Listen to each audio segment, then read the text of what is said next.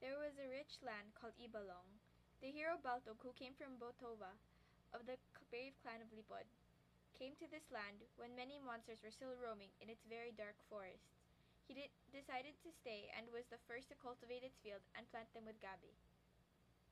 Then one night a monstrous wild boar, known as Tandayag, saw this field and destroyed the crops. Upon knowing this, Baltog decided to look for this boar, with all his courage and patience. At last, as soon as he saw it, he fearlessly wrestled with it. With all his might, Baltog was unafraid. He was strong and brave. Though the Tandayag had very long fangs, he was able to pin down the monstrous wild boar and break apart its very big jawbones. With this, Tandayag fell and died. After this fight, Baltog went to his house in Tondol, carrying the Tandayag's broken jawbones. Then he hung it on a talisay tree in front of his house. Upon learning of the victory of their chief Baltog, the people prepared a feast and celebrated. The very big jawbones of the dead boar became an attraction for everyone. Thus came the tribes of the Panikawasan and Osog to marvel at it. The second hero who came to the land of Ibalong was Handyong. Together with his men, he had to fight thousands of battles and face many dangers to defeat the monsters. As warriors, they first fought the one-eyed monster with 3 necks in the land of Ponong. For 10 months, they fought without rest, and they never stopped fighting until all these monsters were killed. Handyong and his men made their next attack against the giant flying sharks called Triburon, which had hardy flesh and saw-like teeth that could crush rocks. They continued fighting until the defeat of the last Triburon. They tamed the wild carabaos. They even drove away the giant and very fierce sarimao, which had very sharp fingernails. And using their spears and arrows, they killed all the crocodiles, which were as big as boats. With all these killings, the rivers and swamps of Ibalong turned red with blood. It was at this time that the savage monkeys became frightened and hid themselves. Among the enemies of Handyong and his men, the serpent Oriole was the hardest to kill. Having a beautiful voice, Oriole could change its image and deceive its enemies. To capture it, Handyong tried different ways, but Oriole escaped every one of it and disappeared. So alone and unafraid, Handyong decided to look for Oriole in the heart of the forest. He followed the beautiful voice and was almost enchanted in it by its pursuit. Days and nights passed until Oriole came to admire Handyong's bravery and gallantry. Then, the serpent helped the hero to conquer the monsters, thus restoring peace to the entire Ibalong. In one of the areas of Ibalong, called Lingmanan, Handyong built a town. Under his leadership and his laws, slaves and masters were treated equally. The people planted rice, and because of their high regard of him, they named this rice after him. He built the first boat to ride the waves of Ibalong seas. Through his good example, his people became inspired and came up with their own inventions. This was Kamantong, who made the plow, harrow, and other farming tools. Hablom, who invented the first loom for weaving abaca clothes. Dinahong and Agda, who created the stove, cooking pot, earthen jar, and other kitchen utensils. And Suro, who brilliantly thought of the syllabary and started to write on marble rock. This was a golden period in Ibalong. Then, suddenly, there came a big flood caused by Unos. With terrifying earthquakes, the volcanoes of Hantik, Kulasi, and Hisorog erupted. Rivers changed their direction, and the sea's waves rolled high. Destruction was everywhere. Soon, the earth parted and mountains sank. A lake was formed, and many towns in Ibalong were ruined. Then appeared the giant Rabot, half man and half beast, and awesome and terrifying powers. People were asking who will fight against Rabot, so Bantong, the third hero, was called. He was a good friend of Handyong. He was ordered to kill the new monster in Ibalong. To do this, he took with him 1,000 warriors to attack Rabot's den. But using his wisdom against Rabot, he did not attack the giant right away. He first observed Rabot's ways.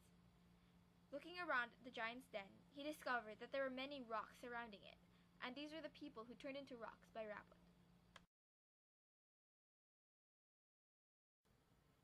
Bontok also learned that Robot loved to sleep during the day and stayed awake at night, so he waited. When Robot was already sleeping very soundly, Bontok came near him. He cut the giant into 2 with his very sharp bolo, and without any struggle, Robot died. So Ibalong was at peace once more. Ladies and gentlemen, our last but not the least contingent, Contingent number 11.